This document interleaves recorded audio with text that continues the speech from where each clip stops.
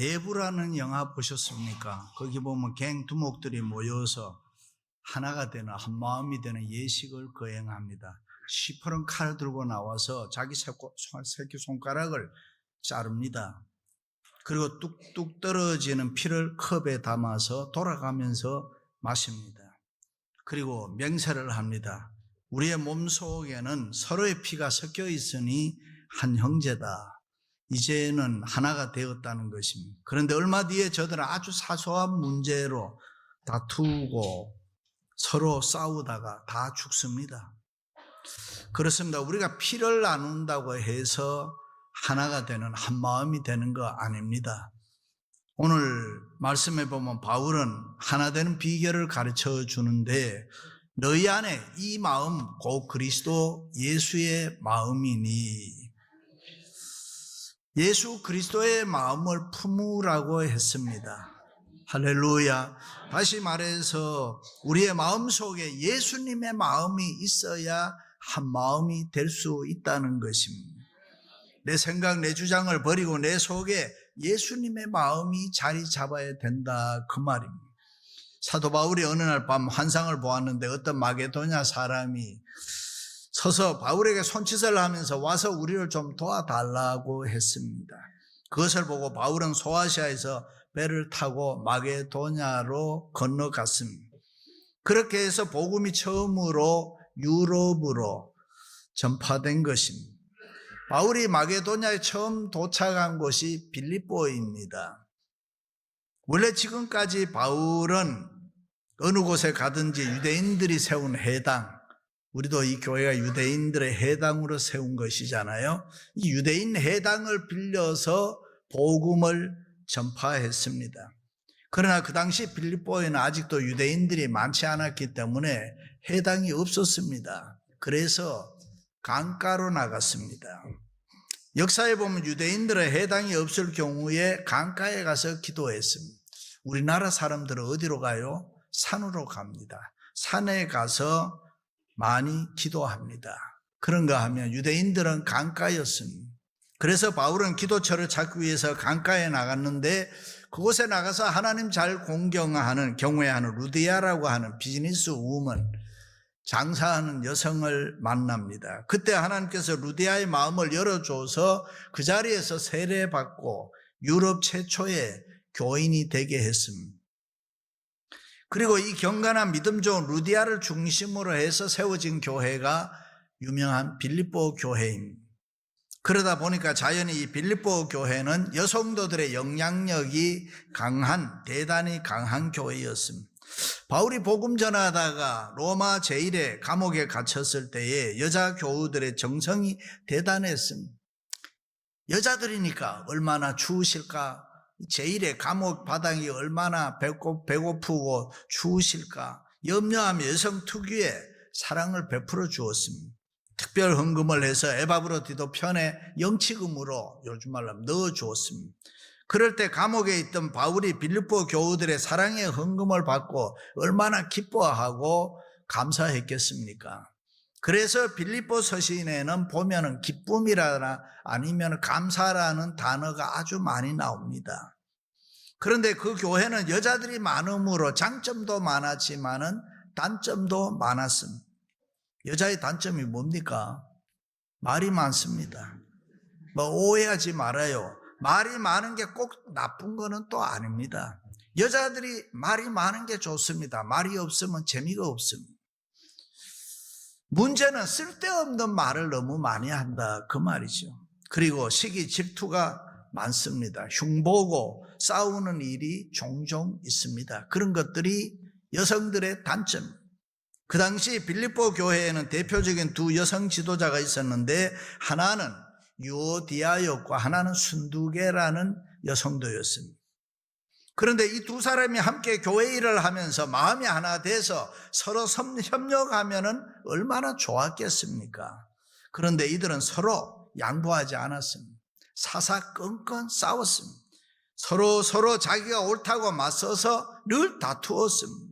이 소식을 들은 바울은 싸우지 말고 주 안에서 하나 되라, 서로 사랑해라, 나중에 하늘나라에 가서 생명의 기업을 함께 나눌 사람들이 아니냐. 할렐루야. 그러니 너희들의 마음이 갈라져서 싸우면 되겠느냐? 싸우지 마라. 제발 싸우지 말고 한 마음이 되라고 했습니다. 그렇습니다. 교회는 자기 혼자 옳다고 주장하는 사람이 있으면 안 됩니다. 자기가 잘났다고 교만하고 자기 하는 일이 늘 옳다고 주장하면은 교회는 화목하고 평안할 수가 없습니다. 그러므로 마음을 툭 터놓고 예수님의 마음을 가지고 예수님의 마음으로 한 마음이 되어야 합니다. 서로 이해하고 협력하고 도와주면서 일해야 됩니다. 그래야 하나님이 기뻐하시고 하나님이 좋아하시는 줄로 믿습니다. 할렐루야. 그렇습니다. 교회는 여러 사람이 모이는 곳입니다. 남녀노소 각양각색의 사람들이 다 모여 있습니다. 각 사람의 생각도 다 다릅니다. 우리가 여기 이래 모여 있지만은 생각이 뭐를 하는지를 몰라요. 모양도 다릅니다. 환경도 다릅니다. 배경도 다릅니다. 지식의 수준도 다릅니다. 믿음의 차이도 있습니다. 그런데 이런 우리들이 어떻게 한 마음이 될 수가 있습니까? 그것은 우리 마음속에 이 공통된 마음이 있어야 합니다. 그 공통된 마음이 어떤 마음입니까? 너희 안에 이 마음을 품으라. 곧 그리스도 예수의 마음이니 우리 각자의 마음 속에 이 공통된 마음, 예수님의 마음이 있어야 한다 그 말입니다. 할렐루야. 여러분들에게는 우리 예수님의 마음이 있습니까? 태블러 레이사라는 라틴 말이 있습니다. 글자가 쓰여지지 않은 흰백지, 지워진 깨끗한 서판이라는 뜻입니다. 이것을 교육학이나 심리학에서는 순백의 마음, 백지 상태라는 말로 사용됩니다. 순진무구한 마음, 더럽지 않고 깨끗한 마음을 이야기합니다. 성령님께서 이 시간 우리 모두의 마음을 태블러 레이사, 깨끗한 마음이 되게 해서 하나님의 말씀을 들을 때에 이 예수님의 마음을 다시 한번 분명하게 새겨주시기를 주님의 이름으로 축원합니다. 할렐루야. 첫째, 예수님의 마음은 어떤 마음입니까? 겸손한 마음입니다. 아무 일에든지 다툼이나 허용으로 하지 말고 오직 겸손한 마음으로 각각 자기보다 남을 낮게 여기고 humble, 이 겸손, 어원이 휴머스, 휴밀리티, 비천함. 이것은 토양을 비옥하게 하는 분해된 유기물, 부식토라는 이야기입니다. 사람은 흙으로 만들어졌기 때문에 이 흙의 물질성을 가지고 있습니다. 그래서 사람이 죽으면 육은 흙으로 돌아가는 것입니다.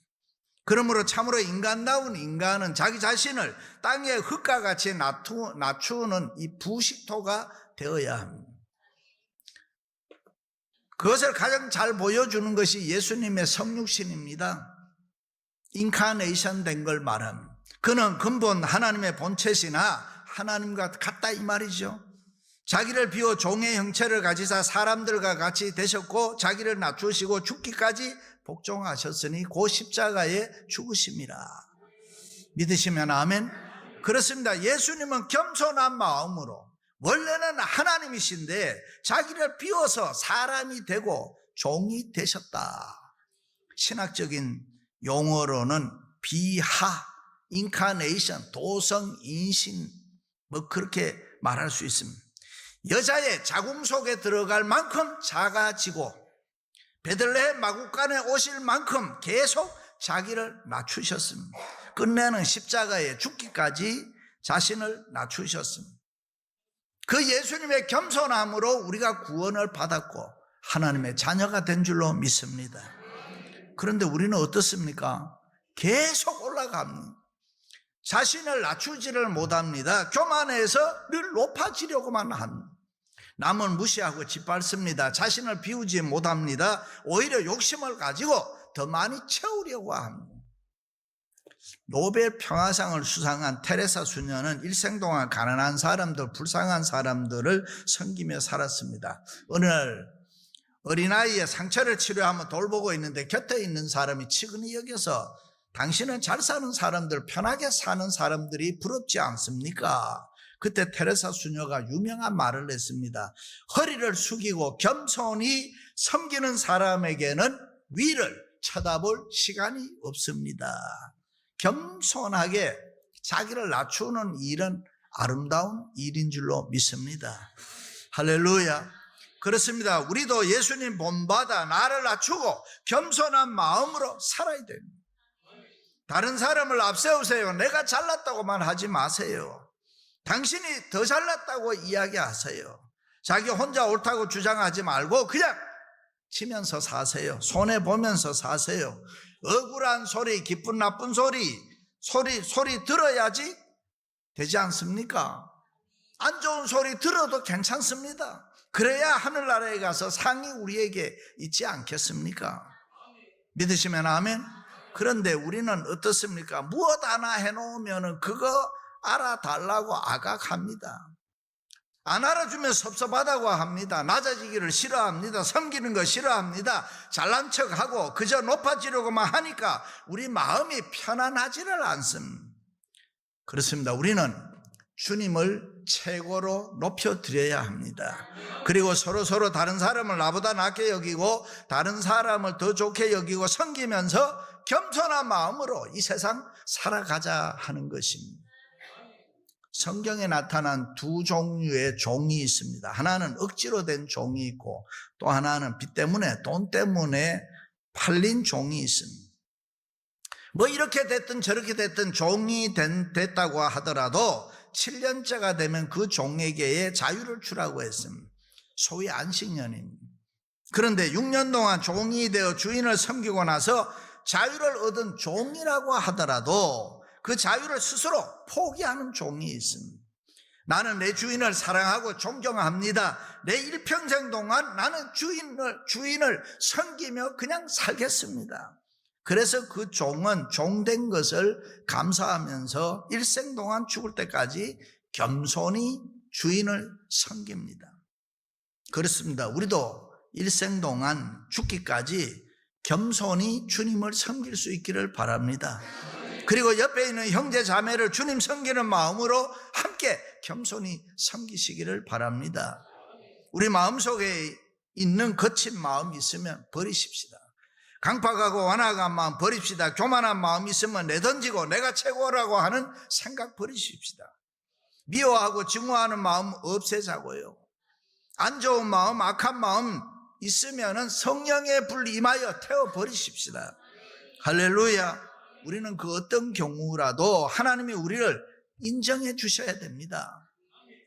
하나님이 우리를 높여주셔야 우리가 높아질 수 있고 하나님이 우리에게 은혜와 복을 주셔야 된다 그 말씀입니다. 믿으시면 아멘. 이새의 아들 다윗을 만나니 내 마음에 맞는 사람이라 내가 그를 높이 들어 왕이 되게 하리라. 하나님이 다윗의 무엇 보고 마음에 맞는다고 이야기했습니까? 겸손한 마음 보고 그랬습니다. 사랑하는 성도 여러분 모두 겸손한 마음으로 살아가시기를 주님의 이름으로 축원합니다. 할렐루야. 두 번째 예수님의 마음은 온유한 마음입니다. 나는 마음이 온유하고 겸손하니 나의 멍에를 메고 내게 배우라 그리하면 너희 마음이 쉼을 얻으리니. 온유라는 말은 그저 소극적으로 약함, 부드러움 그런 말 아닙니다. 그냥 순하다는 얘기 아닙니다. 성경이 말하는 온유라는 말은 우리에게 힘이 있음에도 불구하고 그 힘을 함부로 쓰지 않는 걸 온유라. 그리고 자신을 꺾어서 하나님의 권세, 하나님의 말씀에 굴복하는 것을 온유라고 합니다. 우리에게 때릴 힘이 있는데도 내가 때리지 않습니다. 죽일 힘이 있는데도 말씀에 굴복해서 죽이지 않는 마음이 온유인 것입니다. 우리 마음이 따뜻하고 부드럽고 다른 사람을 도우려는 이 온유한 마음이 우리에게 있으면은 우리와 우리 사이에 문제가 있을 게 없습니다. 세상이 힘들고 사람이 힘든 것은 우리 안에 못된 마음, 독한 마음, 거친 마음이 있기 때문에. 그러므로 예수님처럼 우리가 온유한 마음을 가질 때에 이 세상에 문제될 게 아무것도 없습니다. 예수님처럼 온유한 마음을 가질 때에 우리와 우리 사이에 문제가 저절로 없어지는 줄로 믿습니다. 할렐루야. 그래서 일찍이 예수님께서는 너희는 온유한 마음을 가지고 속옷 달라는 사람 있냐? 겉옷도 줘라. 오른밤 치는 사람 있냐? 왼밤도 돌려대라. 억지로 오리 가자는 사람 있느냐? 심리도 함께 동행해라. 그 온유한 마음을 가질 때 우리 모두는 어디에서든지 한 마음이 될 줄로 믿습니다. 할렐루야. 예수님 이 땅에 계시면서 복음을 전하고 귀신을 내어쫓고 병자를 치료하실 때 많은 사람들이 모여왔습니다. 그러는 중에 어린아이들도 많이 왔습니다. 예나 지금이나 아이들이 오면 분주하잖아요. 시끄럽잖아요. 그러니 제자들이 아이들은 밖으로 내쫓으라고 했습니다. 그것을 보고 예수님께서 온유하셔서 어린아이들을 품에 안고 축복해 주셨다. 예수님 십자가 앞에 두고 법정에 섰을 때 온갖 곤욕 다 치르셨지만 온유한 마음으로 끝까지 참고 견디셨다. 그것을 지켜보던 베드로는 욕을 당하시되 맞대어 욕하지 아니하시고 고난을 당하시되 위협하지 아니하시고 오직 공의로 심판하신 하늘 아버지께 부탁하시고 그렇습니다. 예수님은 힘이 있음에도 불구하고 온유하심으로 참고 견디셨습니다. 할렐루야. 이런 이야기를 들으면 어떤 분은 나는 못해. 나는 죽었다 깨도 못해. 내가 왜 세상에 그렇게 살아? 나는 내 마음대로 하며 살아. 여러분도 그렇게 생각합니까? 그러면 안 되는 것입니다. 성령님은 우리의 마음을 고칠 수 있다고 합니다. 거듭난 성도, 본어게인한 성도는 얼마든지 할 수 있으니까 한번 해보라고 합니다. 예수님처럼 온유해져야 우리 마음이 한 마음이 될 수가 있습니다. 누가 내 마음에 들고 누가 내 마음에 안 듭니까? 누가 보고 싶고 누가 보기 싫습니까? 그런 편가름은 엄청난 죄인 것입니다. 그러므로 예수 믿는 우리들, 그것도 수십 년 예수 믿었다고 하는 우리들 더 이상 갈등 빚지 말고 예수님처럼 온유한 마음으로 살아가시기를 주님의 이름으로 축원합니다. 할렐루야. 그렇습니다. 우리가 이렇게 함께 교회를 섬기며 일하다 보면 내 마음에 들지 않는 사람 혹 있을 수 있어요. 이유 없이 나를 괴롭히고 힘들게 하는 사람, 상처 주는 사람, 내 마음을 아프게 하는 사람도 있을 수 있습니다. 그럴 때에 한 발 물러서서 그럴 수도 있겠지, 몰라서 그렇겠지, 그렇게 이해해 주는 마음, 그 마음이 온유한 마음입니다. 어떤 시인이 그럴 수도 있잖아요 했던 것처럼 예수 믿는 우리들은 누구나 그럴 수도 있다라고 생각을 밥 먹듯이 하면서 살아야 돼요. 그런 온유한 마음을 가지면은 우리에게 마음이 기쁨이 있습니다. 마음이 평안합니다. 세상 사는 재미가 있습니다. 오나 가나 즐겁고 감사하기만 합니다. 그러므로 왜냐고 따지지 마세요. 계산하지 마세요. 피곤합니다. 불행해집니다. 미움이 생겨요. 친구가 멀어지고 이웃이 없어집니다. 세상 만사는 모든 게 다 이유가 있습니다. 그럴 수도 있지. 이해하는 습관으로 살아가시기를 주님의 이름으로 축원합니다. 할렐루야. 세 번째, 예수님의 마음은 사랑의 마음입니다. 하나님이 세상을 이처럼 사랑하사, 예수님께서는 일찍이 이 땅에 섬김을 받으러 오신 것이 아니고 섬기려고 오셨다 그랬습니다. 우리를 사랑하심으로 우리를 섬기기 위해서. 예수님의 마음은 참으로 사랑의 마음입니다. 누구도 흉내낼 수 없는 십자가의 사랑, 십자가의 죽으시기까지 우리를 사랑하셨습니다. 그런데 우리는 사랑이 없으니까 십자가를 지려고 하지를 않습니다. 이리 빠지고 저리 빠지고 이 핑계 저 핑계 됩니다. 절간 밑에서 깡패들이 몰려와 싸움이 벌어졌습니다. 도를 닦던 큰 스님이 시끄럽단 말이죠. 나와서 얘들아 저 밑에 왜 저렇게 시끄럽냐? 깡패들이 모여가지고 싸웁니다. 누가 내려가서 쫓고 와라. 그때 모였던 스님들이 서로 쳐다보다가 제일 막내가 내가 십자가 지겠습니다. 그리고 내려가더랍니다. 아니 스님도 십자가 진다는데 뭐 예수 믿는 우리들이 못 질 게 뭐가 있어요? 네? 그렇습니다. 오늘날 성도들은 특별히 미국에 와서 살고 있는 우리들, 자본주의, 개인주의 이념이 너무 강해요. 사랑으로 다른 사람을 섬기려고 하지 않습니다. 예수 믿는 자로서는 잘못된 태도죠. 우리 교회는 예수님의 사랑 본받아 사랑이 충만한 교회를 만들어야 할 줄로 믿습니다.